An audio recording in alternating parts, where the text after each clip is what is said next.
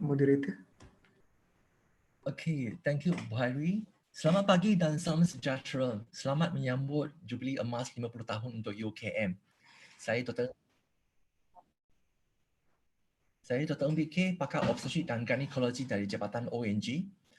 Terima kasih saya ucapkan kepada para peserta yang sudi meluangkan masa untuk bersama-sama kita dalam seminar umum program kemasyarakatan rakyat Siri 1 pada Jumaat pagi yang mulia ini, 2 hari lagi sebelum Raya Aidilfitri. Saya dimaklumkan bahawa program ini akan dijalankan setiap 2 minggu dan kita mempunyai ramai lagi penceramah yang hebat-hebat dari UKM ya. Untuk UKM staff, peserta akan diberi expel jam latihan dan e-certificates. So please ask your friend to join us. Jadi bersama kita pagi ini adalah Profesor Dr. Sharifah Izzat Wan Putih, Profesor Kesihatan Masyarakat dan Ekonomi Kesihatan. Good morning, Prof. Beliau juga merupakan Timbalan Dekan Jaringan dan Penjanaan Fakulti Perubatan UKM. Ramai yang kenal dengan Prof. Sharifah. Sebelum membaca CV beliau, saya dah dapat persetujuan Prof untuk introduce Prof secara ringkas saja. Sebab kalau tak, nanti CV Prof lebih panjang daripada ceramah Prof pula. So Prof obtained her Master in Public Health, then PhD on Health Economics and Postdoctoral on Case Mix dan Financing from the United Nations University International Institute of Global Health UKM. Her main interests are in areas of health policy, health inequality and health economics. So kepada peserta kami juga pada pagi ini, minta anda untuk menaip soalan anda di bahagian Q&A dan kita akan address soalan anda pada akhir sesi webinar. Jadi jangan malu-malu ya. Jangan type kat live chat ya, type dekat Q&A. Okay? So jadi tanpa membuang masa, marilah kita bersama-sama dengan saya untuk menjemput Prof. Sharifah Izzat untuk memberikan ceramah beliau bertajuk Kewangan dan Penyakit. So sangat relevan. Dipersilakan Prof.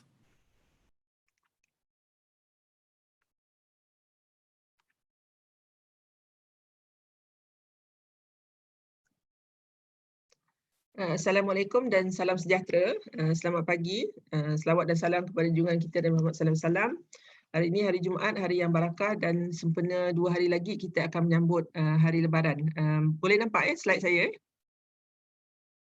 Tajuk hari ini ialah kewangan dan penyakit dan ini merupakan salah satu tajuk pertama untuk siri webinar percuma untuk memasyarakatkan rakyat. Kita akan ada series di mana pensyarah daripada UKM akan memberi syarahan ataupun perkongsian tentang beberapa isu. Jadi saya akan mulakan hari ini dengan kewangan dan penyakit, memandangkan nak menyambut hari raya dan juga sementara kita baru hendak selesai PKP COVID mudah-mudahan insya-Allah. So latar belakang saya ialah menyatakan tentang beban penyakit yang utama yang menyebabkan beban kewangan di negara. Apakah kepentingan menjaga kesihatan dan sebesar mana beban kewangan kita sebenarnya dan bagaimana langkah mengatasi dan juga akhirnya kesimpulan. Jadi kalau kita lihat apa maksud beban penyakit untuk rakan-rakan daripada perubatan ataupun daripada bidang kesihatan, saya rasa ini merupakan benda yang biasa kita dengar. Kita biasa berkongsi tentang beban. Apa sebenarnya beban? Jadi beban penyakit ni bermaksud pesakit yang mengidap penyakit-penyakit tertentu. Contohnya 100 orang ada denggi contohnya, ada 1000 orang ada penyakit kencing manis, darah tinggi dan sebagainya. Jadi lebih ramai orang yang mengidap penyakit, ini menyebabkan beban penyakit akan menjadi lebih tinggi. Jadi beban ini bukan saja kerana dia pengidap, tetapi dia ada kos yang berkait dengan bila kita mengidap tu, dan ini kos dia akan meningkat. Jadi saya kongsikan dulu tentang apakah penyebab kematian utama di dunia, ini data tahun 2017. Yang paling utama ialah penyakit berkaitan dengan darah tinggi, kanser dan juga penyakit berkaitan respiratory. Respiratory ialah pernafasan. Jadi pernafasan ni maknanya selalu berkait dengan paru-paru, contohnya rokok dan sebagainya. Jadi 3 ini ialah sebab utama kematian di dunia. Ya. Jadi bagaimana pula di Malaysia? 5 sebab utama untuk kematian 2018. Utama ialah penyakit darah tinggi, penyakit yang berkaitan dengan jantung, ischemic heart disease. Selalunya berkaitan dengan darah tinggi, kencing manis, dan juga stroke, dan juga ischemic heart disease atau penyakit jantung infak, yang berkaitan dengan kurang saluran darah kepada jantung. Dan juga diikuti oleh pneumonia, iaitu penyakit berkaitan infeksi paru-paru, penyakit berkaitan cerebral vascular, stroke dan sebagainya.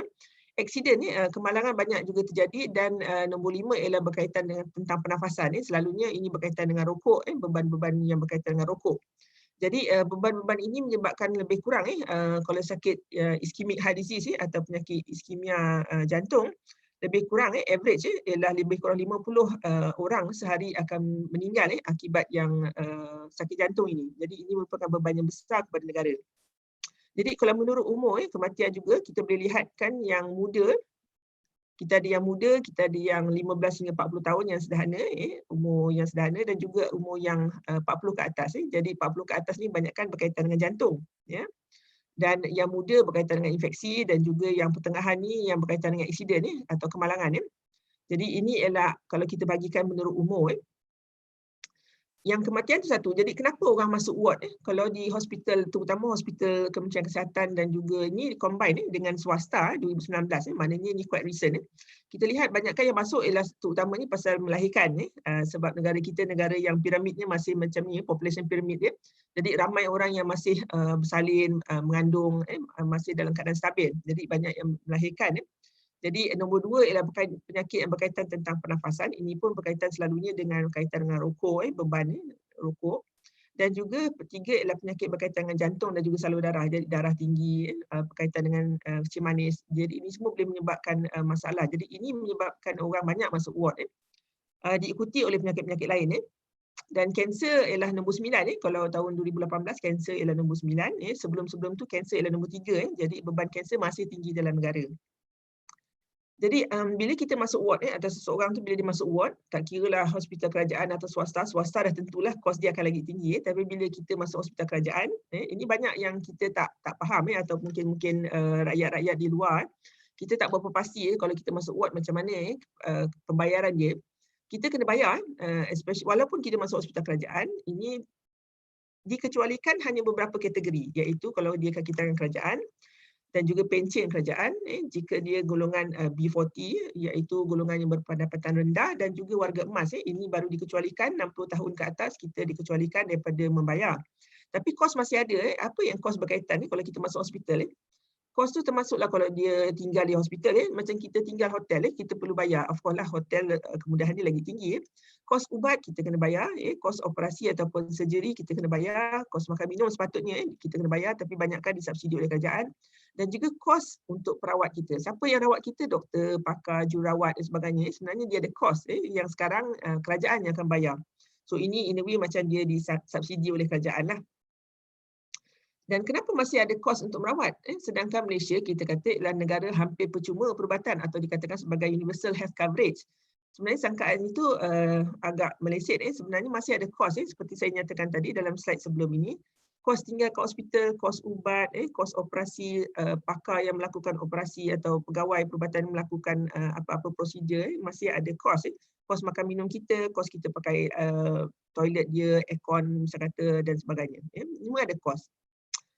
Kalau kita lihat tentang bayaran yang kita keluarkan ini termasuk swasta dan juga umum kita keluarkan. Bila kita kata umum tu ialah awam kerajaan, swasta of course hospital kerajaan, klinik general practitioner atau klinik swasta itu semua ada kos. Jadi kalau kita lihat dengan pertambahannya tahun daripada 1997 hingga 2017 setiap tahun tu akan ada peningkatan kos. Jadi ini agak merunsingkan. Ya, dan kalau kita lihat berapa kos itu peratus daripada keluaran negara kasar, GDP kita ialah lebih kurang 1.59, 2, agak kecil, tapi masih ada kos dan kos ini meningkat setiap tahun. Dan kalau kita lihat dari segi kewangan negara, siapa yang actually menyumbang kepada kos ni daripada swasta dan juga awam, kita lihat yang biru tu kalau ikut ialah yang public atau awam. Yang merah ialah private maknanya dua-dua ni sebenarnya menyumbang kepada peningkatan kos kos perubatan dan juga kesihatan di negara. Dua-dua menyumbang makin naik kalau lihat trend makin naik tetapi lebih besar kalau ikut besar sedikit ialah daripada awam kerana penyediaan kemudahan kesihatan ini banyak ditumpu kepada awam atau kerajaan. Klinik kesihatan, ibu mengandung, hospital, kita lihat makin banyak hospital dan tiap-tiap hospital ni kita lihat servis dia banyak. Kalau dulu hospital-hospital kecil aja dia tengok pesakit-pesakit umum, sekarang banyakkan hospital kita sudah ada pakar, ya. Walaupun hospital kecil dia ada pakar yang turun dan sebagainya. Jadi ini menyebabkan perbelanjaan negara meningkat setiap tahun, ya, dan kita kena sedar benda ni. Sebab tidak akan selama-lamanya semuanya percuma.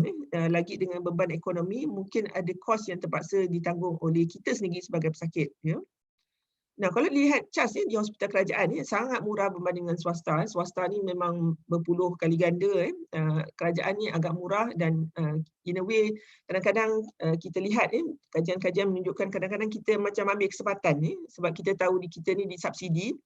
Jadi kita terus merokok. Kita tahu kita ni disubsidi, kita malas nak kawal kita punya darah tinggi macam mana sebab kita tahu kalau kita pergi hospital kita dapat rawatan percuma, boleh bawa beg bunyi-bunyi lagi beg ubat. Tapi sekarang tak lagi semuanya disekat sebab kita semuanya berkaitan dengan kos dan kerajaan mungkin tak mampu untuk tanggung selama-lamanya. Selama ni banyak yang disubsidi dan kerajaan masih subsidi. Syukur alhamdulillah. Tapi ini sukar dikekalkan sebab ada pembayaran. Jadi kalau lihat kos untuk pesakit luar rawatan outpatient baru RM1, kalau rawatan untuk pakar pesakit luar baru RM5. Sekarang dah meningkat dan kita ada banyak-banyak kos yang hanya melibatkan kelas 1, kelas 2, kelas 3 tu banyakkan ditanggung kerajaan juga. Ya, banyakkan yang pergi kelas 3 ni subsidi kerajaan lah, ya. Jadi kerajaan tak dapat balik duit tu dan juga banyak ubat-ubat pun disubsidi oleh kerajaan sedangkan perbelanjaan yang dibelanjakan setahun untuk ubat adalah sangat tinggi. Ini contoh kalau kita lihat kadar bayaran deposit ingat masuk ward dia ada deposit ini baru hospital kerajaan hospital swasta jangan ceritalah memang memang kena banyak duit lah kena keluar. Ini hospital kerajaan masih ada deposit walaupun deposit dia agak rendah dan juga kalau mereka ialah golongan-golongan miskin dan contohnya B40 dan sebagainya ada kad kebajikan dan sebagainya selalunya percuma. Tapi ini contoh berapa kos yang sebenarnya dikenakan antara warga negara Malaysia dan juga kalau kita warga negara asing. Definitely orang yang warga negara asing mereka akan dikenakan kos lebih mahal. Ini saya tak nak bincang panjang lebar, itu sudah jelas. Dan banyakkan warga negara asing ni oleh kerana dia tak nak bayar kos yang mahal ini, dia pergi ke tempat lain contohnya perubatan tradisional, dia ambil jamu dan sebagainya atau dia pergi kepada klinik-klinik swasta. Itu pun cukup baiklah kalau dia boleh pergi kepada klinik swasta sebab dia kena bayar. Kalau dia di bawah panel, of course contohnya di bawah panel syarikat atau majikan dia lah akan bayar. So warga negara Malaysia dia ada kelas 1, kelas 2, kelas 3. Kelas 1 ni selalunya katilnya satu bilik seorang ataupun satu bilik dua orang. Kelas 2 mungkin 4 orang and things like that. Kelas 3 ni yang paling murah. Jadi kos dia kalau dari segi perubatan, pembedahan dan juga bersalin dia ada beza.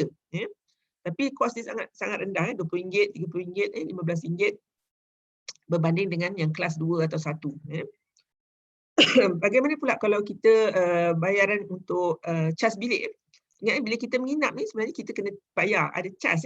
Kebanyakan kita tak bayar mungkin pasal kita government servant, kita kerajaan atau kita disubsidi oleh kerajaan atau kita warga mas tu tak dibayar.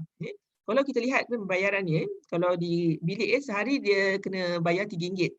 Kos ni sangat rendah.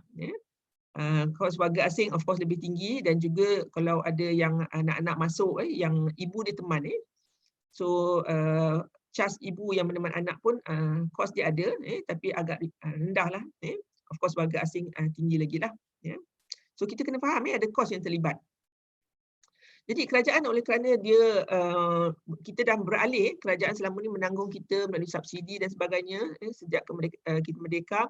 Sekarang ni sudah ada konsep di mana hospital kerajaan oleh kerana dia hendak mengekalkan pakar-pakar supaya kerja terus di hospital kerajaan satu.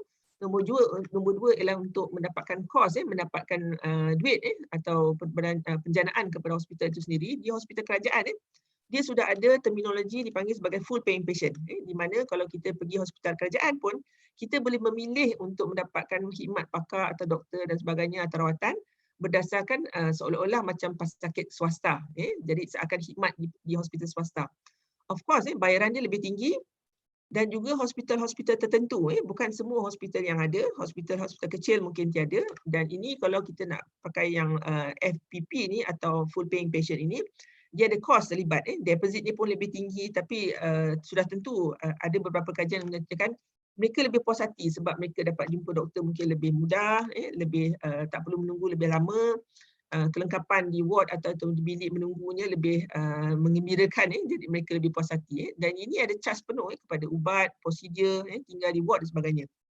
Jadi ini contoh bilik kalau you nak contohlah ini hospital Selayang boleh download siapa-siapa yang berminat, ada beberapa hospital ini ada senarai dia, Hospital Pulau Pinang, Putrajaya.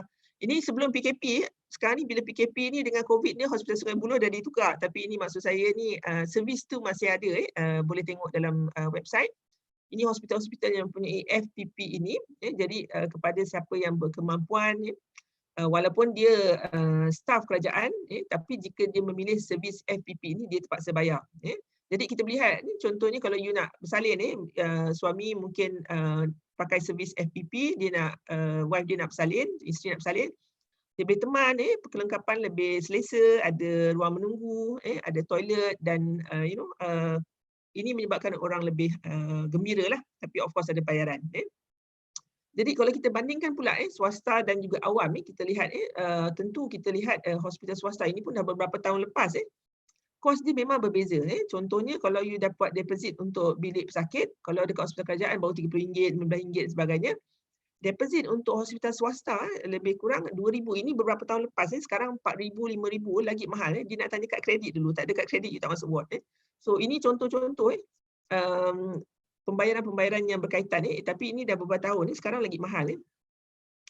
Oleh kerana ini kos yang meningkat dan juga persaingan even hospital kerajaan kita telah meningkatkan charge yang kena bayar untuk masuk ward sejak 2017 kos dah dinaikkan. Jadi kos setiap tahun ni di kerajaan pun ada penglibatan kenaikan inflasi jadi 15% peningkatan. Jadi kalau tahun contohnya 2015 untuk operasi katarak di hospital kerajaan katalah ialah 3.5 hingga 5,000 range atau julat. 2035 dia dah beza dah meningkat beberapa kali ganda, 10 kali ganda. Jadi adakah kita sedia menghadapinya? Sama juga seperti kanser, kita lihat ada peningkatan kos 2013 contoh untuk kanser cervix atau pangkal rahim, operasi kalau kita nak buat ialah lebih kurang katalah 60,000. Tapi kos ini kalau kita bayarlah selalunya kita tak bayar pasal kita subsidi kerajaan, tapi katalah kita bayar di private even 60,000, kos tahun 2023 kos ini proyeksi sudah meningkat hingga 186,000. Jadi ini contoh-contohlah beberapa prosedur yang dilakukan. Jika dilakukan prosedur atau surgery selalunya kos ni akan lebih tinggi berbanding dengan medical sahaja. Kenapa kos ni makin mahal? Kenapa kita cakap kenapa makin mahal sedangkan negara mungkin boleh tampung dan sebagainya, tapi kenapa makin mahal? Antara sebabnya ialah kerana ubat. Kalau kita lihat perbezaan antara hospital private dan juga hospital public, kita lihat hospital public, hospital awam lah atau kerajaan berbanding dengan swasta dia banyak pakai yang merah ni, original drugs berbanding dengan hospital kerajaan pasal kita nak murah sikit dan kita nak beli kos ubat tu mahal jadi kita beli yang generik. Generik tu maknanya dia hampir sama dengan originator tetapi fungsi dia kononnya sama tapi kos dia lebih rendah. Jadi ini contoh antara public hospital, klinik kesihatan dan juga hospital universiti. Hospital universiti selalunya mempunyai kos originator ni yang lebih tinggi sebab kita melakukan research dan pesakit-pesakit kita selalunya daripada severity level atau tahap keparahan yang lebih tinggi. Tapi definitely swasta ialah that's one of the reason kenapa swasta kos dia lebih tinggi. Salah satu sebab kita tengok kalau perbandingan antara Malaysia dengan beberapa negara lain kita lihat perbandingan antara Malaysia dan juga inflasi kita lihat hampir 10% daripada kos ubat di Kementerian Kesihatan hampir 10% ialah kos ubat. Saya rasa sekarang ni sudah tentu lebih tinggi tapi Malaysia mempunyai trend yang agak tinggi berbanding dengan negara-negara lain. Ini ialah terutama jika kita masukkan komponen swasta tu tadi. Antara sebab-sebab kenapa Malaysia juga kos yang makin meningkat ialah antaranya pasal kita mempunyai banyak masalah. Masalah apa? Masalah kesihatan. Contohnya obesiti atau kegemukan atau fat atau gemuk dan sebagainya. Contoh di Malaysia kalau kita bandingkan kita mempunyai kos obesiti atau penyakit beban obesiti yang berkait adalah sangat tinggi dan ini adalah satu perkara yang kita champion tapi tak boleh dibanggakan dan kita lihat lagi kalau dibandingkan lelaki dan wanita, kita lihat wanita mempunyai beban obesiti ini yang lebih tinggi. Ada banyak faktor. Kalau nak dibincangkan tak habis-habis antara faktor dia ialah kurang bergerak, sedentary, duduk rumah saja, pemakanan dan sebagainya. Penyebab lain ialah yang kos untuk meningkat ialah kerana beban warga emas yang pelan meningkat di Malaysia juga. Ini contoh di Asia 2013 hingga 2020 perbandingan antara merah dan hijau.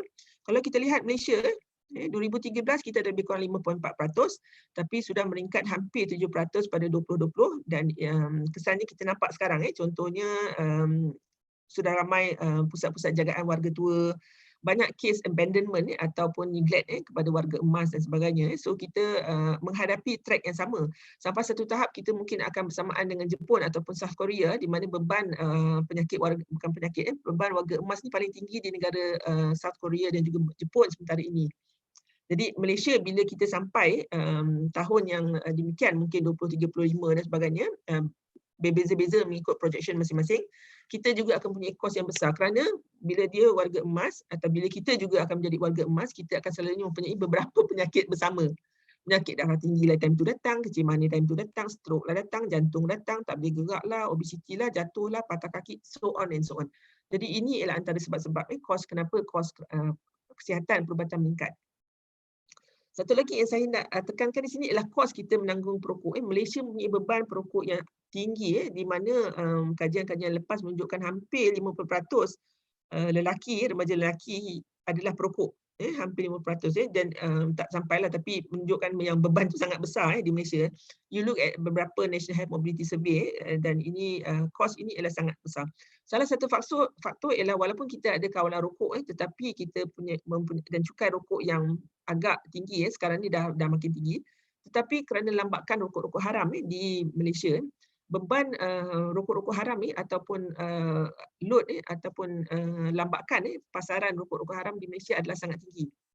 Ini menyebabkan orang remaja atau lelaki mudah mendapatkan rokok dan mereka akan merokok walaupun ada banyak aktiviti dilakukan oleh kerajaan, Kementerian Kesihatan specifically, tetapi beban orang yang merokok ini masih tinggi. Kalau dilihat statement kerajaan menanggung lebih kurang 7.4 bilion pada 2025 dan kos merawat 3 penyakit utama yang berkaitan dengan rokok ini dah beberapa tahun dulu 2007 2.9 bilion jadi sekarang dah tentu lebih tinggi dan kebanyakan ini disubsidi oleh kerajaan sementara 30% 33% adalah tanggung pesakit. Jadi kenapa kerajaan perlu mensubsidikan sedangkan penyakit-penyakit ini ialah penyakit yang boleh dielak. Kurangkan risiko maknanya berhenti merokok. Bila kita lihat banyak masalah di Malaysia ni, kita jadi susah hati dan kita fikir adakah negara sanggup menanggung kita selama-lamanya, satu, dan adakah kita mempunyai simpanan untuk menanggung diri kita sendiri dengan penyakit ni. Dan ini agak membimbangkan. Kalau kita lihat daripada KWSP tahun 2013, almost 57% kita tidak ada aset kewangan. Terutamanya Melayu dan juga of course lah bangsa-bangsa lain pun agak tinggi tapi Melayu champion. Dan isi rumah bandar luar bandar yang tidak ada simpanan ini hampir sama. Nanti kita tengok lagi. Jadi ini sangat merisaukan. Jika anda sakit, kalau sakit yang boleh makan ubat baik, tak apa. Ini sakit yang kronik. Maknanya you terpaksa pergi banyak kali, kanser dan sebagainya. Na'udzubillah. So kalau kita lihat, contohnya bila kita cerita tentang beban ni, kita tengok gaji. Gaji minimal rakyat kita adalah agak rendah kalau banding dengan negara lain. Well, bukanlah yang paling rendah. Banyak lagi negara lain yang lebih rendah daripada kita. Tapi agak rendah berbanding negara-negara Asia juga. Kalau kita lihat tahun 2020, 2019 kalau ikut, baru gaji minimal dinaikkan kepada 1,200 sebulan untuk seorang. Jadi ini adalah kira kos yang ataupun gaji yang dibawa balik secara minimal oleh rakyat adalah agak rendah. Ini ditambah lagi dengan masalah-masalah negara seperti inflasi dan juga employment atau pengangguran di mana rakyat mengalami pengangguran sebanyak 34%.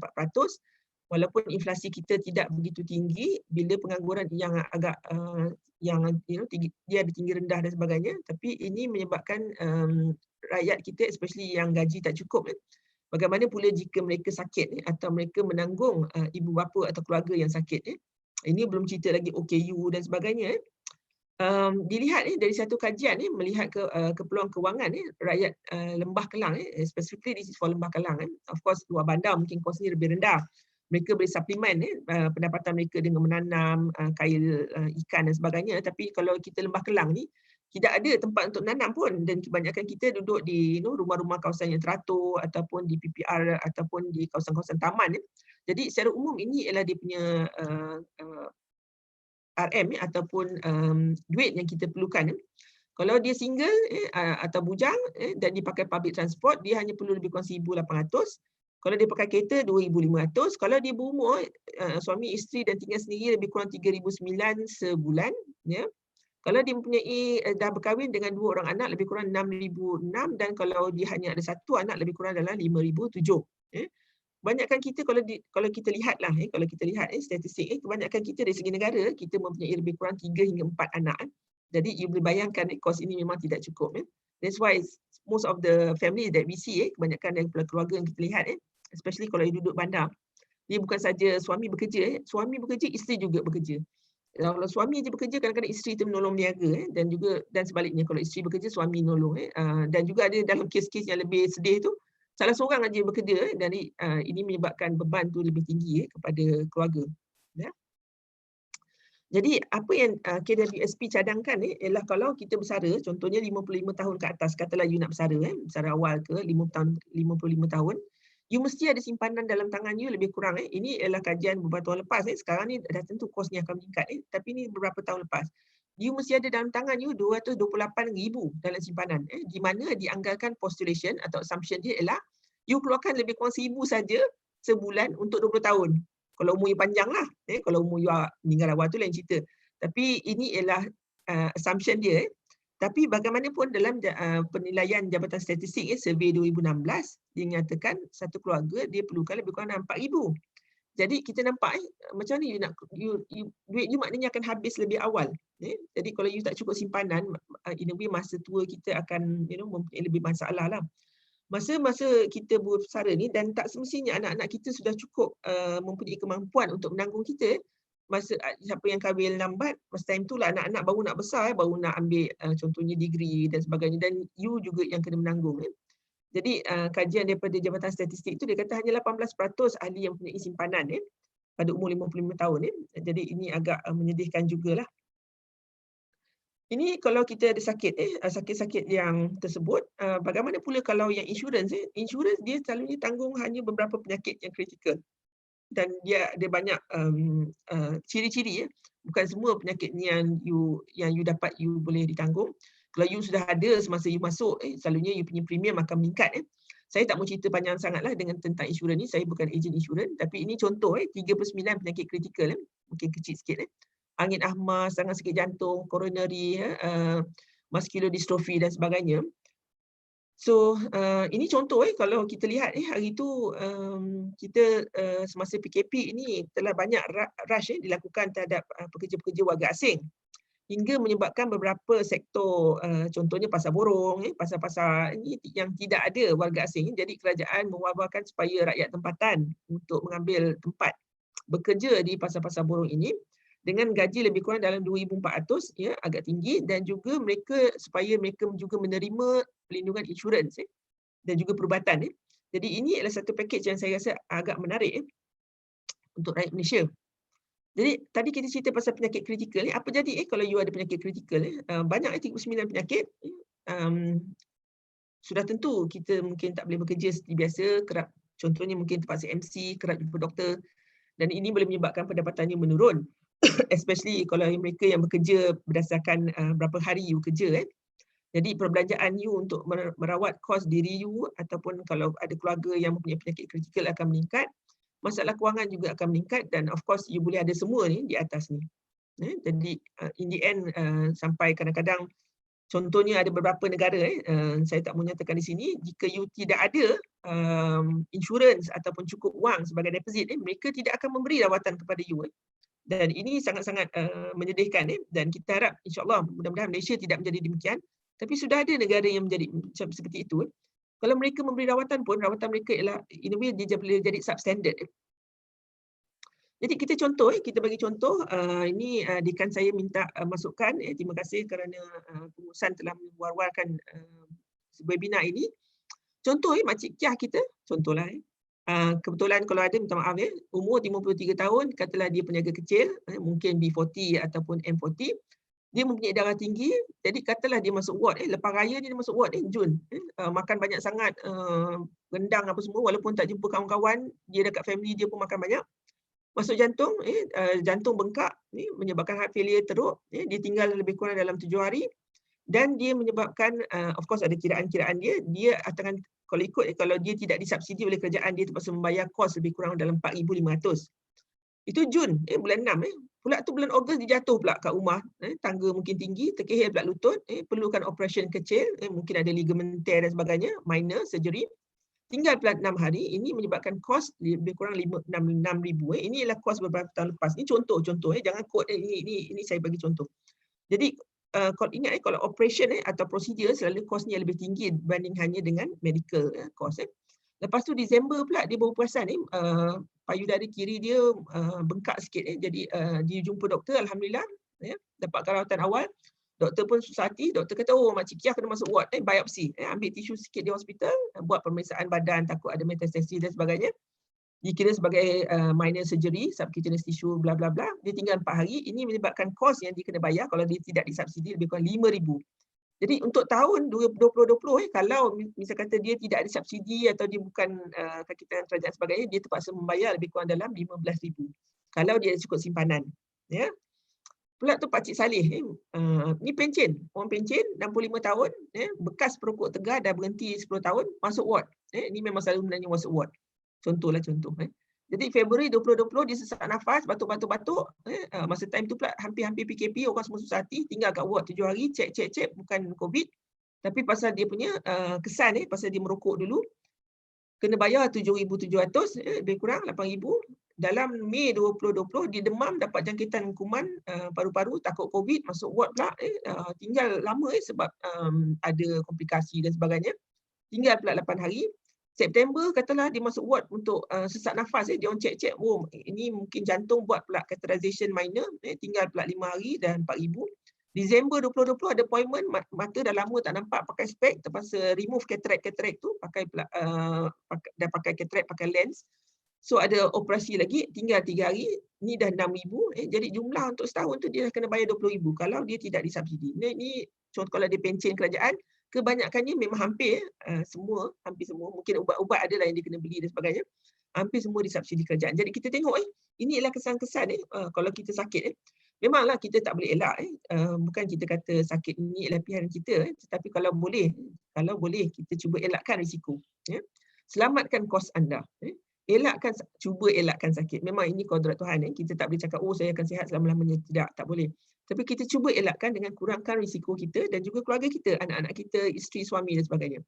Jimat kewangan kita, juga jimat kewangan keluarga, duit-duit itu boleh ditumpukan kepada pembelajaran kepada anak-anak, pendidikan dan sebagainya. Elakkan merokok, elak minum alkohol, amalkan kehidupan yang jangan berisiko tinggi dari segi seksual, dari segi dadah, dari segi rokok, amalkan senaman, gaya hidup sihat, jaga pemakanan. Nah, tiap-tiap satu ni memang actually boleh dikupas banyaklah. Jadi saya bagi secara umum. Contoh dalam kita menghadapi wabak baru ni, COVID, apa yang terjadi? Kita mempunyai beban kos yang tinggi. Kerajaan sampai terpaksa, ni bukan Malaysia saja, banyak kerajaan lain telah terpaksa menyuntik sebanyak 250 bilion untuk tangani kesan ekonomi wabak COVID-19. Di mana pembayaran itu dilakukan secara staggered. Saya tak mula cerita ni, benda ni boleh dilihat dalam website dan sebagainya.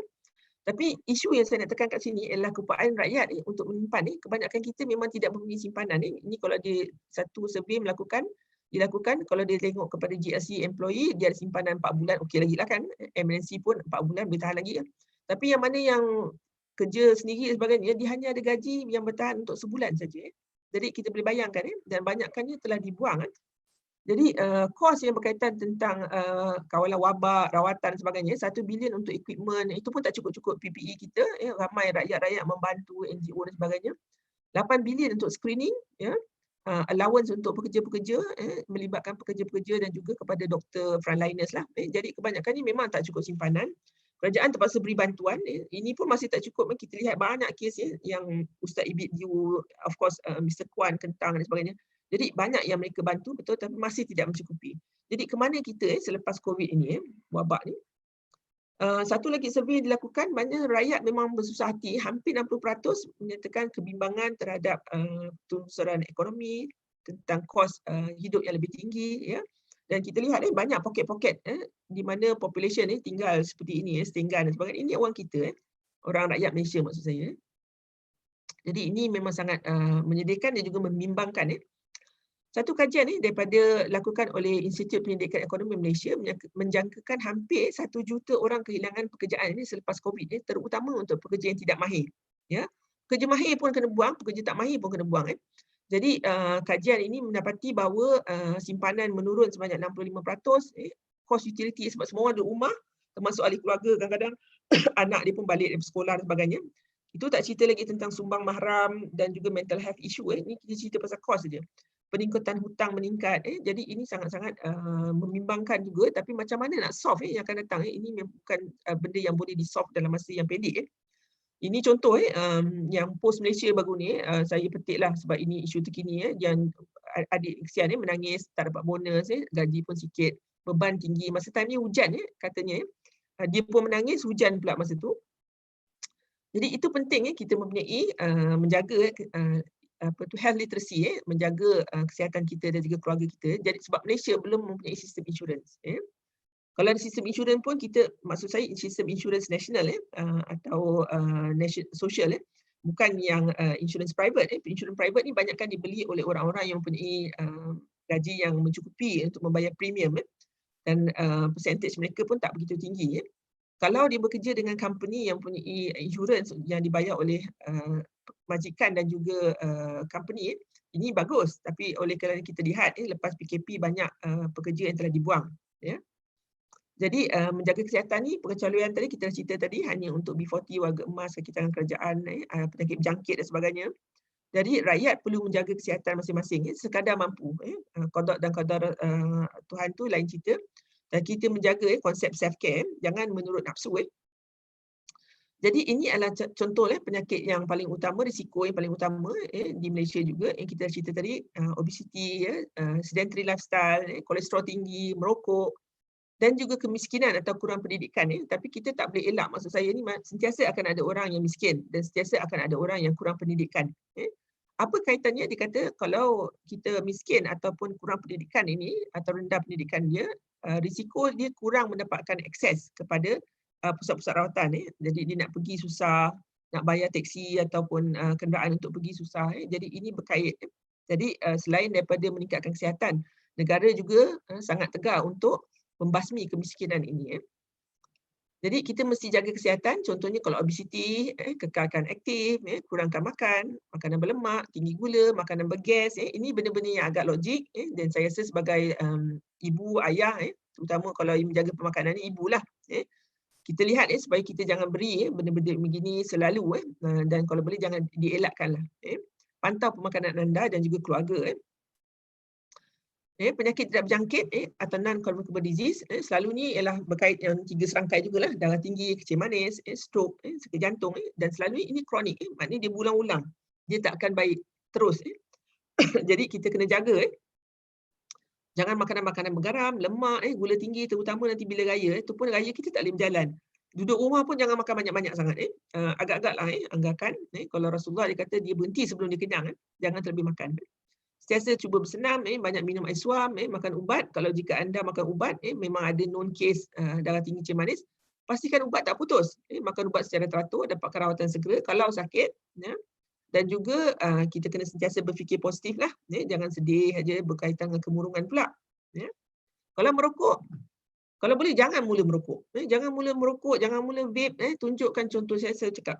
Terminologi saya selalu nyatakan, tunjukkan contoh yang baik kepada keluarga anda. Terutama pada ayah ataupun ketua keluarga. Jangan mula merokok. Kalau jika anda merokok, anda mesti ada keazaman ataupun semangat supaya anda berhenti merokok. Sama ada you nak pakai kurangkan beransur-ansur, atau you nak buang terus. Kuota key ni zaman Ramadan ni, bulan puasa ni, baguslah kalau you boleh terus buang. Kalau you tak pasti juga atau tak berapa kuat, dapatkan nasihat pakar. Swasta ada, kerajaan ada. You boleh dapatkan contoh-contoh NRT, nicotine replacement therapy, terapi gantian rokok, di farmasi pun ada. Kuatkan semangat, berfikiran positif, kuatkan semangat. Ingat, benda ni kalau ikut dalam Islam pun telah difatwakan sebagai haram. Jadi fikirkan keluarga anda. Kita ada second hand smoke, kita ada side stream smoke, kita ada third environmental smoke. Banyak ada kesan-kesan pasal rokok, which saya tak boleh cerita kat sini. Dan penyakit berjangkit, kalau dari segi penyakit berjangkit, especially kita tengok tadi kan yang kanak-kanak, banyakkan dia meninggal tu pasal pneumonia. bukan kita kata semua kanak-kanak akan kena, betul. Tetapi kita kena jaga supaya kalau boleh kanak-kanak kita, anak-anak kita yang kecil, especially cucu kita, anak kita, anak saudara ke, dapatkan vaksin. Sekarang ni banyak kumpulan-kumpulan yang anti-vax. Dia pula tak suka vaksin ni. Kita ni nak merawat dia orang supaya tak kena penyakit, tapi ialah ada agenda mereka dan juga mereka mempunyai perbincangan-perbincangan mereka sendiri. Dapatkan vaksin ni mengikut umur. Kalau dia setahun, dapatkan sampai yang setahun tu. Kalau dia 12 tahun, dapatkan sampai 12 tahun ni. Sebab ini supaya imuniti mereka tu agak kuat. Jadi satu, dia tak kena penyakit yang berkaitan dengan vaksin ni. Dua, dia tak kena COVID tu.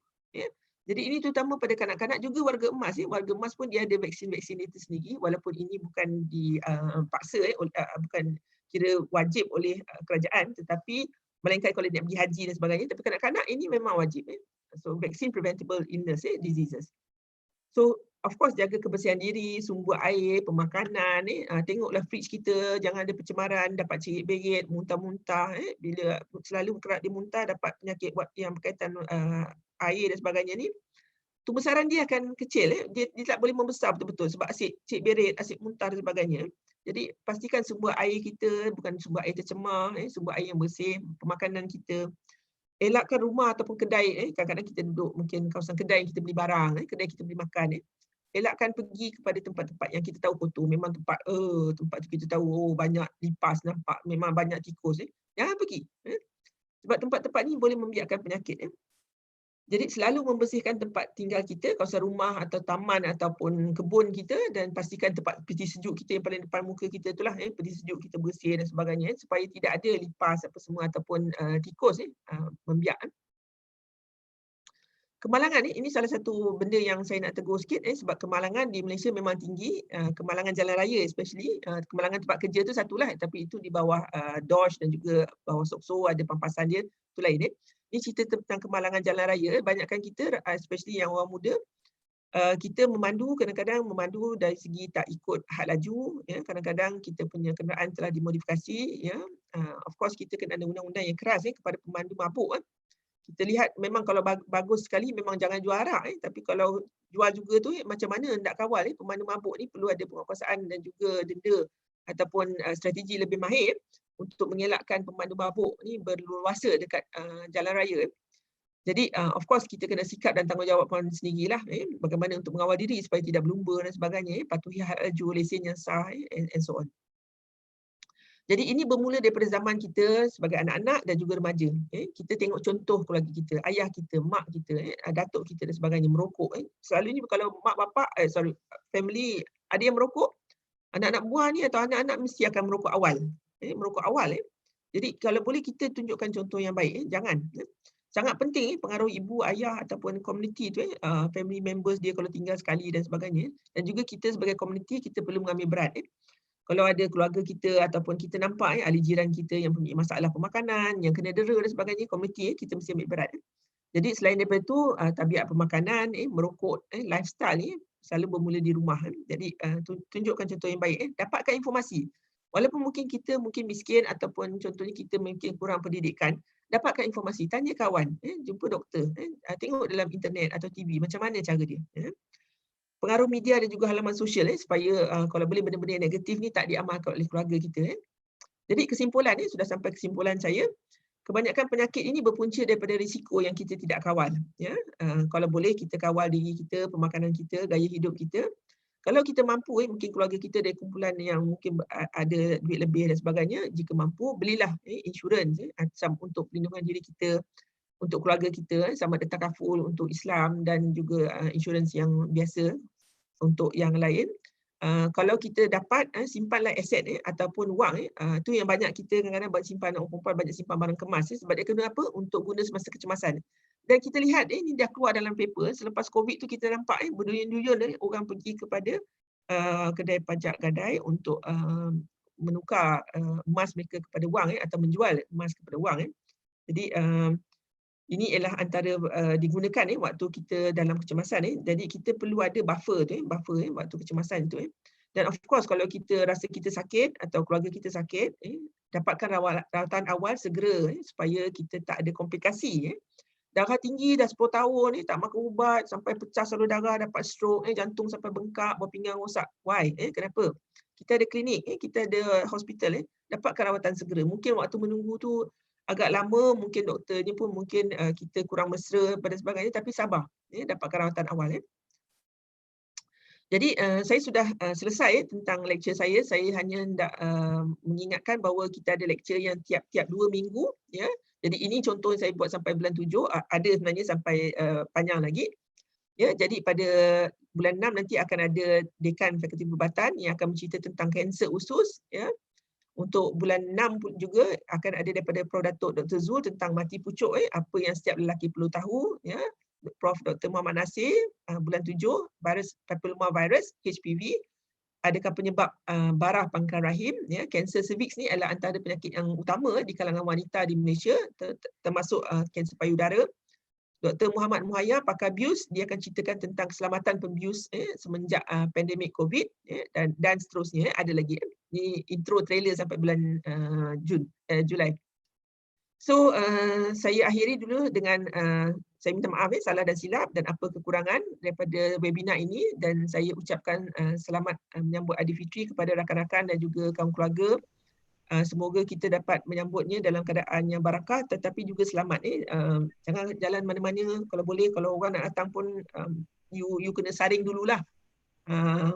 Pak cik dah demam ke nak datang ni? Batuk ke? Pernah baru balik overseas ke? Kena kuarantin ke? Jadi kena tahu kalau especially kalau you menjaga juga macam saya ada seorang anak khas, mak bapak saya pun tinggal dengan saya, jadi kita kena berhati-hati. Ada apa-apa yang mungkin datang, kena hati-hati, dan kita pun jangan gerak-gerak sangatlah. Ya.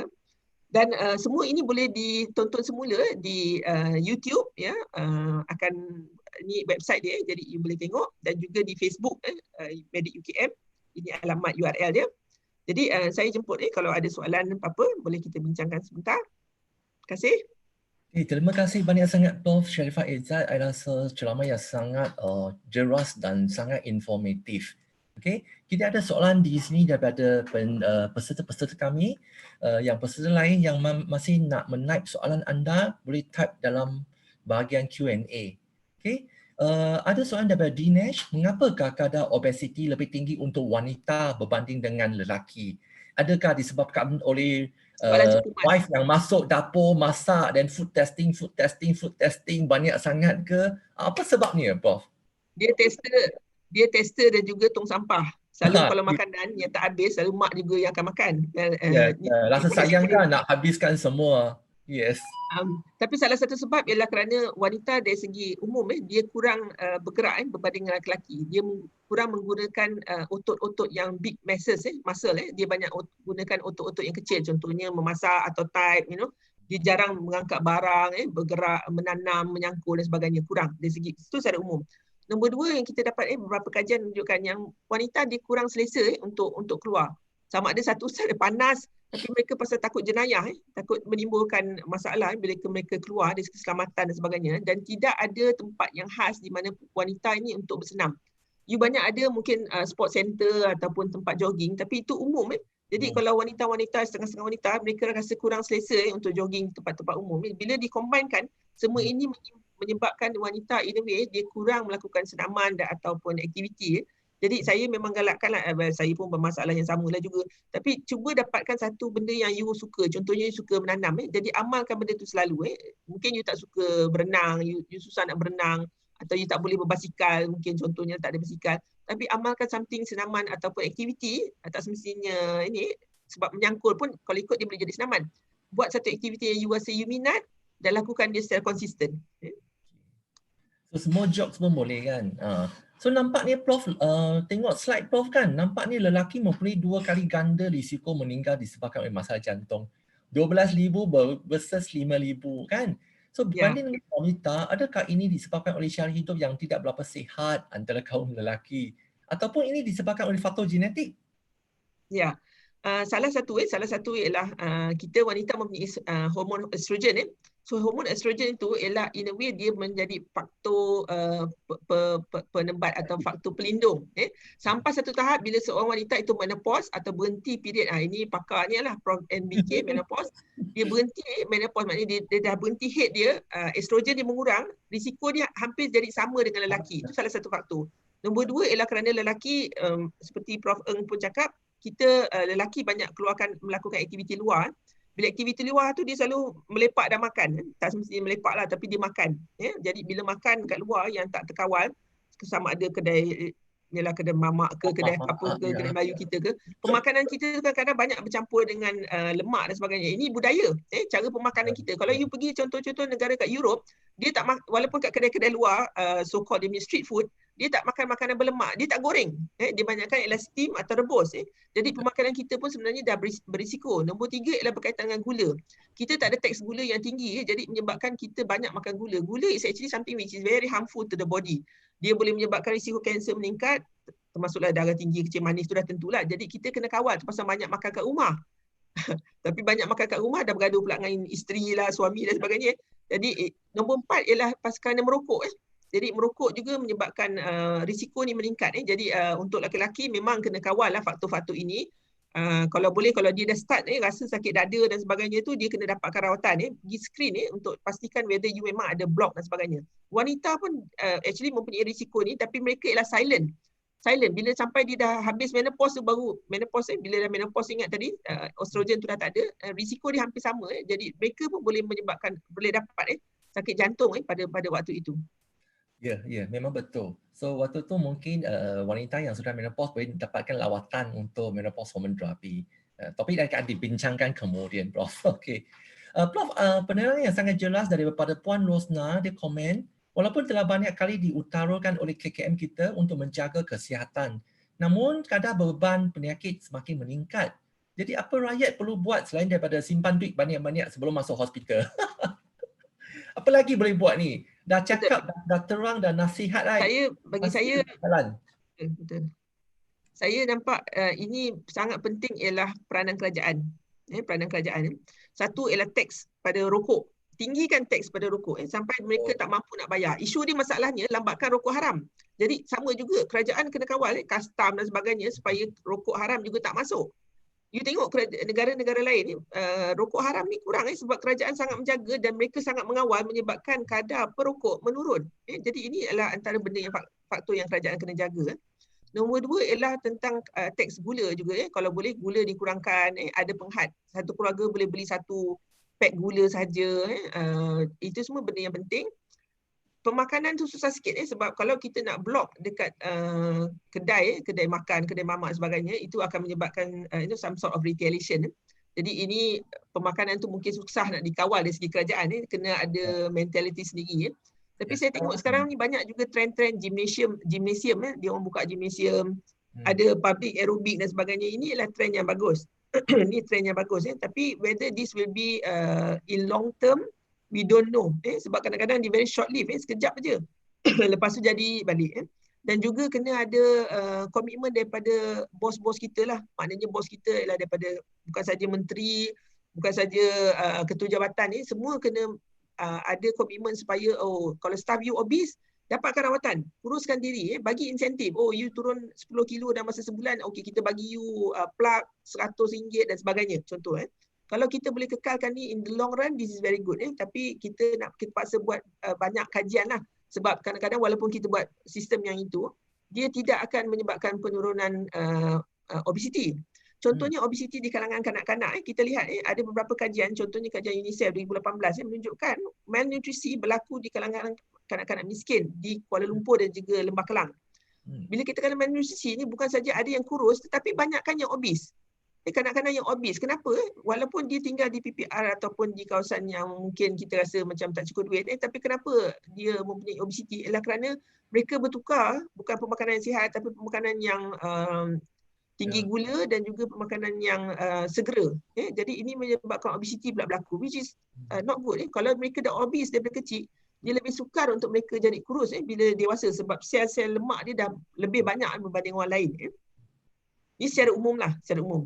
Jadi kadang-kadang budak-budak kecil yang comel tu, chubby tu, tak sihat sangatlah sebenarnya. Jangan buatkan anak-anak kamu cabi, sangat cabi. Ya, betul. So, Daripada kita kecil ada jangan biarkan dia gemuk. Yes. So, kita ada komen ataupun soalan dari Prof. Doris. Apakah tahap amalan perubatan tradisional dalam masyarakat untuk menghindari penyakit menular? Apa pendapat Prof tentang amalan perubatan tradisional?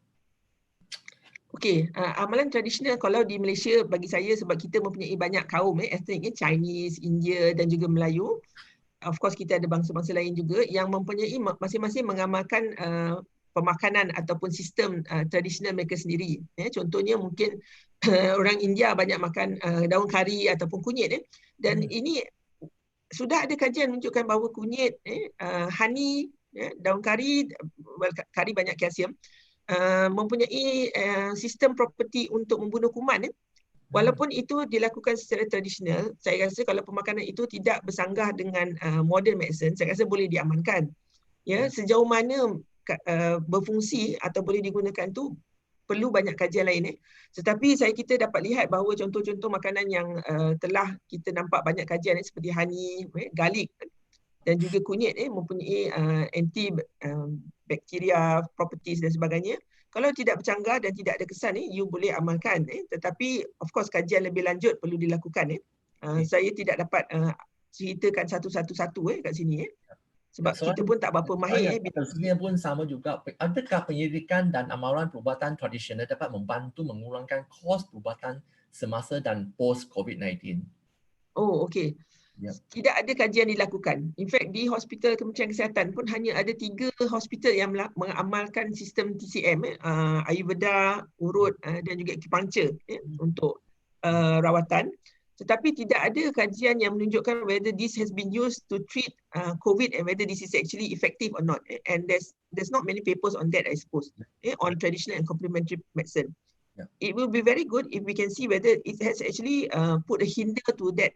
Contohnya, saya difahamkan ada beberapa daun yang kita boleh gunakan untuk membunuh kuman. Contohnya macam kita bila chicken pox, kita akan letak daun semambu untuk kononnya membunuh kuman itu. And whether that has an effect on COVID transmission or not, there's no actual study on that. There's no actual study on that. But I know that secara tradisional, this has been used in many societies. Whether this is effective, dari segi modern, we don't really know. But I am aware that a lot of people use this as well. Even we heard some Chinese medicines or formulas that is or not approved. Yes, and even in Malay kita percaya garlic lah. But I just saw a Prof punya study pasal amalan traditional medicine dalam postpartum woman. Okay, that also even very relevant in after delivery, right? A lot of our women have their own practice, right? Other practice sendiri. That one is okay. Betul. I nampak soalan pasal full paying patient. Okay, so rasa-rasanya lepas peserta kita nampak slide Prof, memang nampaknya full paying patient FPP jauh lebih murah daripada hospital private. Okay. Yes. Ini memang usaha yang sangat bagus. Okay, adakah ini akan menjejaskan kebajikan pesakit yang mungkin kurang mampu dan masih berada di bahagian publik, pada hospital yang sama? Adakah ada kerisauan ini? Ya, actually saya personally saya setuju dengan full paying patient, tetapi saya nampak akan ada inequality itu. Because it's the same with our private practicing sector in a public facility, because in a way the providers, which is the doctors, they will provide more kepada orang yang boleh bayar, which creates this inequality. That means untuk pesakit awam hanya akan dilihat oleh doktor ataupun pakar yang baru atau yang junior, and you mungkin akan devote yourself kepada yang private wing ataupun full paying patient, dan ini boleh menyebabkan inequality. Kajian sudah ada di luar negara, tapi di Malaysia belum ada kajian yang dilaksanakan tentang kita punya FPP ini. InsyaAllah masa akan datang akan ada kajian-kajian yang berikut tersebut. Tetapi saya yakin that's why governance itu sangat penting untuk memastikan masa dan juga time yang di-devote oleh provider tu tidak tertumpu kepada full paying patient sahaja. Kalau tidak, inequality itu akan tetap berlaku di mana ratio dan juga ingat, walaupun orang yang di bawah, contohnya doktor macam ramai, tapi mereka ni kadang-kadang kurang skill. Contohnya yang ada cuma houseman, very junior doctors and things like that. While the super seniors, the specialists, they are devoting to the full paying patient atau private wing. Now, you must not let this happen, but this has to go on with the governance, governance of the hospital Kerja hati ataupun masih kementerian kesihatan. difokuskan. Correct. Kerja hati Yes. masih difokuskan dan Sepatutnya, tapi kena ada siapa yang mantau tu. Kadang-kadang kita cakap lah ketua jabatan sepatutnya mantau, tapi kadang-kadang kita pun tak pantau sebab kita pun sama join. Contoh. I'm not saying in Malaysia ke apa, but this is in general. Yes, I agree. Many studies on that memang ada. Yes. Then come to the charge of government sectors. For example, charge what RM3 untuk kelas 3, charge klinik pesakit luar RM1, right? Rasanya charge ni dah lama dah. So rasanya adakah perlukah government untuk lihat semula kadar ini untuk mengurangkan kos rawatan di hospital kerajaan? Patutkah disambil nak mengambil hati rakyat kita? Ada apa pandangan Prof ni? Okay, pandangan saya ada dua. You have to see this whether this is pre-COVID or after COVID. Ya. After COVID. Correct. Selepas COVID ni kita susah nak tinggikan kos sebab kita nampak, kita dah cerita tadi kan kita kurang aset, kurang menyimpan, ramai orang tak ada kerja. So kalau kita buat macam ni juga, saya rasa memang orang akan sangat marah lah, rakyat akan marah. Tetapi kalau cerita katalah pre-COVID sebelum COVID berlaku dan kita nampak beban yang begitu tinggi, memang betul saya agree there should be an increment in cost, bayaran yang lebih tinggi kepada golongan-golongan yang tertentu. Kita bukan cakap secara umum, maknanya kalau contohnya dia kaya atau dia mempunyai aset atau dia mempunyai wang, this is what happening in Singapore. Dia ada tiering system, jadi you kena bayar lebih. You tak boleh minta ward kelas 3 dan you boleh bayar, tak boleh. Patutnya kelas 3 ni divotekan kepada mereka yang memang tidak mampu bayar. Contohnya B40, rakyat miskin, petani dan sebagainya. Sedangkan kalau grup yang patut boleh bayar, sepatutnya mereka pergi pada kelas 1, 2 dan dipaksa bayar, atau mereka mendapatkan rawatan di swasta. Sepatutnya sistem itu ada. Jadi sekarang oleh kerana kerajaan sangat-sangat menyokong sistem universal health coverage ni, banyakkan rawatan tu disubsidi. Dan termasuk ini ialah termasuk warga asing yang kita boleh nampak di Sabah Sarawak dan juga kita nampak di beberapa negara, tapi juga warga asing di Sabah Sarawak. Saya nampak hari itu bila kita buat kajian di sana, beban itu sangat tinggi, kos daripada kerajaan, tapi menanggung warga asing di sana. Ini pun atas dasar bantuan antara negara, but then if we are to devote that to the Malaysians, this will be very good. This is why the Malaysia sebelum COVID kita kononnya hendak propose kepada social insurance ataupun national health insurance menggunakan benefit packages. Tapi sekarang ni selepas COVID ini mungkin akan ada pemikiran baru. Saya tak berapa pasti. Kena stabilkan dululah. Tapi kos tu sangat rendah. Bila kos tu rendah, sebenarnya kerajaan tak boleh memberikan servis yang bagus kerana kos tu banyak sangat kecil yang mereka dapat recover balik. Jadi soalan ini salah satu sebab di mana kos rawatan di hospital swasta adalah tinggi disebabkan oleh insurans premium setengah bidang yang sangat tinggi. For example, plastic surgery, orthopedic, even obstetrics ibu mengandung. Right? Adakah usaha-usaha kerajaan yang boleh dibuat untuk memastikan insurans premium yang terpaksa dibayar oleh doktor swasta ni, bidang-bidang ni diturunkan supaya kos rawatan di hospital swasta boleh dikurangkan supaya dia boleh jadi kompetitif kepada hospital kerajaan? Apa pandangan Prof lah ni? Well, if you look at health financing in different states, in different countries, negara-negara lain, example US, US is not a very good model, I would say that, because they are very into private insurance and things like that. This is why the GDP percentage devoted to health is about 18%. Kita baru about 4% something. This is why we are able to keep the cost. Tapi like you mentioned correctly, in the private sector, one of the cost yang meningkat ni ialah one of them is because we are paying for the pakar. Bila kita banyak bayar pada pakar punya kos tu tinggi. Satu, nombor dua, premium. Kenapa premium mereka tinggi? Sebab kalau ada apa-apa berlaku, saman mereka liability juga sangat tinggi. Now, if you want to do that, we have to go for the national health insurance. Bila national health insurance, you will be paid by packages. So, tapi itulah banyak pakar yang terlibat. Mereka sukar menerima kalau sistem social insurance dilakukan di private. This is what happened with Indonesia mula-mula tu.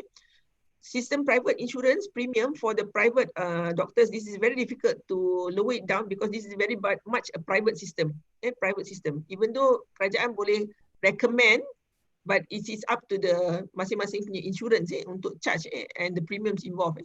Bigger hospital, the higher your prestige, biasanya the premium is actually very high. Mungkin satu soalan tentang option kelar BSP dan option pencen. Okey. Ada seorang peserta ingat nak tahu, boleh tak Prof terangkan sikit pasal beza antara pesara option kelar BSP dan option spend change. Kalau pesara melebihi umur 60 warga emas juga disubsidi oleh kerajaan seperti pesara yang pilih option pencen. Well, kalau KWSP, in a way, dia mungkin terpaksa menggunakan duit KWSP dia, duit EPF dia dulu. Tetapi kalau misal kata dia dalam keadaan-keadaan tertentu, saya rasa mungkin options dia untuk menggunakan duit KWSP itu telah selesai, maknanya dah habis atau tak cukup. Dia boleh suplemen, maknanya dia boleh merayu supaya, of course dia kena bagi bukti, selalunya dia orang akan minta surat doktor, you mungkin ada catastrophic health illness. Catastrophic health illness ni macam penyakit kritikal lah. Dulu you sihat, tak ada apa-apa. Kemudian pada umur you 60 tahun, dapat tahu you cancer, stage 3, prostate contohnya, atau cancer apa-apalah. Then you have to supplement lah. You kena bagilah surat dan perayuan in a way supaya subsidi itu dilakukan oleh kerajaan. Setengah-setengah hospital dia ada tabung bantuan pesakit. Contohnya HUKM, kita ada tabung. Di mana kes-kes tertentu, walaupun dia sepatutnya menggunakan KWSP contohnya, tapi dia tak cukup duit, dia boleh merayuan kepada untuk tabung bantuan pesakit. Tetapi biasalah kita faham, bila tabung bantuan ni selalunya fund tu kecil dan dia dibuat untuk orang tertentu saja. Jadi dia mungkin atau tidak mungkin memberi kepada you. Satu lagi yang mereka akan semak ialah jika ada keluarga yang untuk membantu, sebab biasanya kita mungkin anak-anak, jadi dia akan kontak supaya kontak-kontak ini yang akan membantu fund kepada, sebab bila kita pencen selalunya anak-anak kita lah akan cuba bantu. Tapi dalam kes-kes tertentu kita memang nampak, kita boleh lihat even di HUKM, ada kes-kes tertentu kerana anak-anak tak ambil berat. For certain reason dia tak ambil berat dan memang mereka kata hospital lah settlekan segala-galanya. That is a social problem as well. Bila social problem ni, it's difficult to justify lah. Memang sukar untuk kita nak marah ke. Macam mana kita nak marah? Orang tu pun memang dia kata hospital settlekan lah, nak hantar mana-mana pun hantar lah. I don't care, that sort of thing. Memang senario tu berlaku. And this is what happens. In certain situations, example in Singapore, dia pakai konsep Medicare. Dia ada insurance di mana mereka boleh pakai, hospital tu boleh pakai atau gunakan untuk jika pasien-pasien yang tertentu ni, dia tak boleh tanggung, dia boleh pakai fund tu. Tapi premium awal-awal yang dimasukkan adalah sangat tinggi. Jadi Malaysia belum ada sistem tu. Malaysia tidak pakai sistem Medicare, kita banyak tax based dan ada beberapa yang private health insurance lah. So in a way it's more of using your EPF fund and also your pension, and you have to tabung yourself. Dan walaupun kita warga emas, ditanggung oleh kerajaan, ada juga penyakit-penyakit yang bila kos ubat tu terlalu tinggi, contohnya oncology drugs atau certain drugs, yang kadang-kadang you kena co-payment. Thank you, Prof. Soalan tentang berhenti merokok yang selamat. Adakah cara-cara tertentu supaya berhenti merokok secara selamat dan mungkin untuk kurangkan chances of merokok semula? Okay. Merokok memang tak selamat. You berhenti merokok apa cara pun akan jadi lebih selamat. Itu konsep pertama. Nombor dua, jangan vape. Jangan start dengan vape atau ajar anak-anak merokok. Sebab paru-paru you tu sepatutnya masuk udara. You masukkan asap, you masukkan tar, you masukkan coal, dah macam-macam benda, you masukkan vape. Walaupun vape yang tak ada nikotin, dia tak ada combustion, you masih ada nikotin. Itu satu. Jadi jangan amalkan vape pun untuk keluarga, perempuan dan sebagainya. You nak kurangkan, either you cold turkey tu maknanya terus berhenti. Besok-besok terus. You kena kawal you punya gegar apa semua tu, ketagihan you kena kawal sendiri. Tapi selalunya macam tu dia akan relapse. Dia akan relapse. Nombor dua, cara dia ialah dapatkan rawatan terapi gantian. Terapi gantian tu you kena jumpa doktor atau jumpa farmasi. Farmasi pun ada.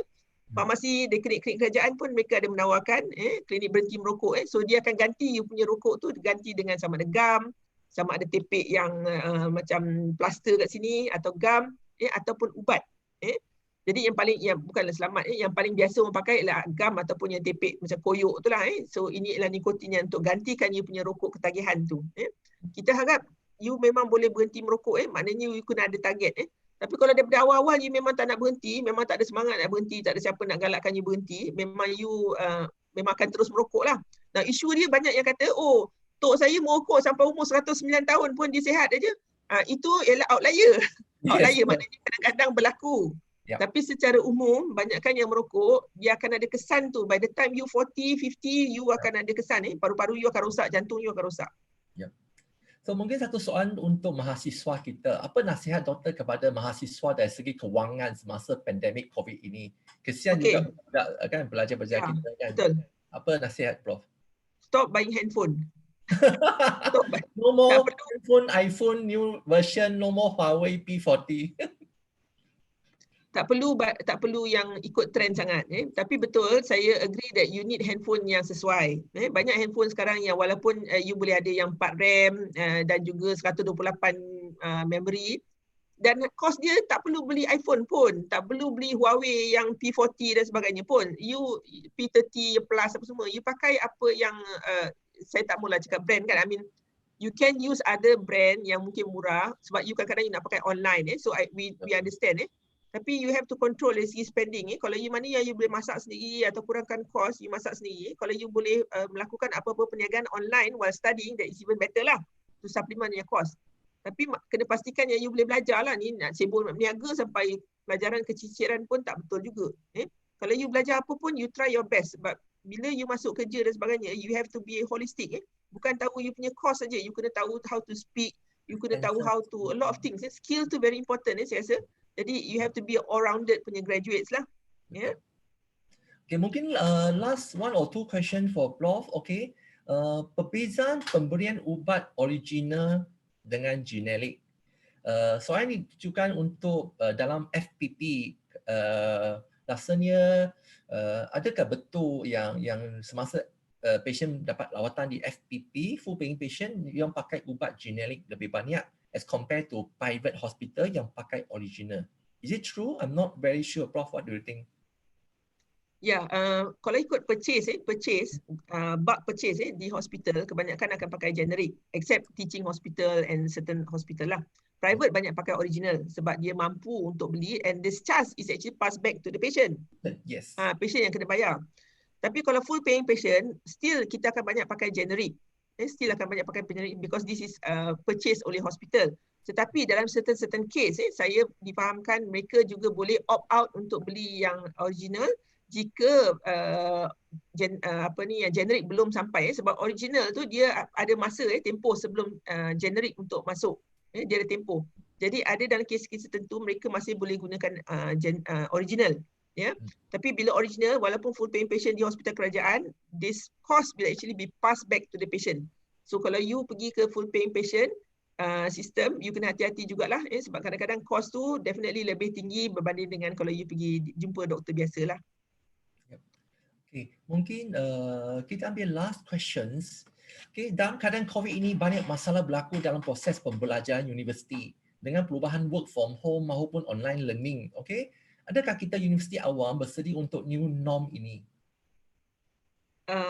Kita harus bersedia, kalau tidak kita tertinggal. Sama, ini secara umum saya bukan cakap UKM, I'm talking in general. Secara umumnya memang banyak penyesuaian yang kita kena buat. Dari segi satu, pensyarah kena tahu. Nombor dua, kita perlu ada alat. Contohnya you nak buat Zoom, you nak buat live size dan sebagainya, you kena download certain applications, you kena pay for it. Certain application you kena bayar, dan juga you kena ada logistics involved. Jadi saya tengok at the moment universiti awam mungkin kita a bit ketinggalan bandingkan universiti swasta. Universiti swasta kerana mereka ada kapasiti lebih tinggi, mereka lebih bersedia kepada this online and things like that. Contohnya IMU dan sebagainya very ahead on that. Mereka dah ada lama webinar. Universiti awam belum, tapi I think we are on track. Secara umumnya we are on track. Dan kita perlu komitmen daripada semua orang, termasuk student dan juga pensyarah, supaya kita ke depan mengikut cara this new norm, semua online meeting and things like that. I think we learn new things lah. From the COVID, we learn a lot of things, right? Yeah, setengah orang dapat mencungkilkan skill memasak. Lah, lama tak masuk dapur dah. So I think we learn a lot of new things. I think we have to practice a new norm, okay? I think for that, mungkin kita kena akhiri sesi webinar ini. Terima kasih banyak sangat Prof. Sharifah Izzat, ceramah yang sangat-sangat informatif, even though I learned a lot. Okay, kita pun mengucapkan terima kasih kepada peserta kami, hampir 400 lebih peserta yang join kami pagi ini dan banyak-banyak komen, dan saya minta maaf kalau tidak dapat address soalan kamu. personally, dan mungkin kalau kamu sempat boleh nampak email Prof Sharifah Izzat tadi, boleh email Prof atau email saya untuk soalan-soalan. Di sini saya ambil kesempatan ini untuk mengucapkan selamat berpuasa 2 hari lagi dan selamat Hari Raya Aidilfitri. Stay safe dan stay at home. Mungkin Prof Sharifah Izzat nak cakap sikit? Ya. Terima kasih juga kepada siapa yang hadir dan mendengar, yang sudi mendengar. Terima kasih atas perkongsian ini. Saya ucapkan terima kasih juga kepada moderator kita, Prof Madya Dr. Ng BK, pakar ONG, dan juga kepada tim IT yang telah bersusah payah menyediakan webinar ini, Haji Din, Cik Bukhari, Syam dan sebagainya, Prof Azmi, dan juga kepada rakan-rakan yang turut hadir yang mendengar dan juga pengurusan kerana ini adalah siri yang pertama dan kita harap siri ini akan berterusan. Terima kasih kepada dekan dan pengurusan. Yeah, thank you. We'll Selamat see. menyambut Hari Raya. 2 minggu ya, selamat Hari Raya. Okay, we have to see you guys again in 2 weeks time for the next webinar. Remember, we have a lots of great speaker from UKM. Thank you so much again. Thank you Ahmad Buhari. Thank you Prof Azmi. Thank you team IT. We'll see you back again. Selamat Hari Raya everyone. Thank you.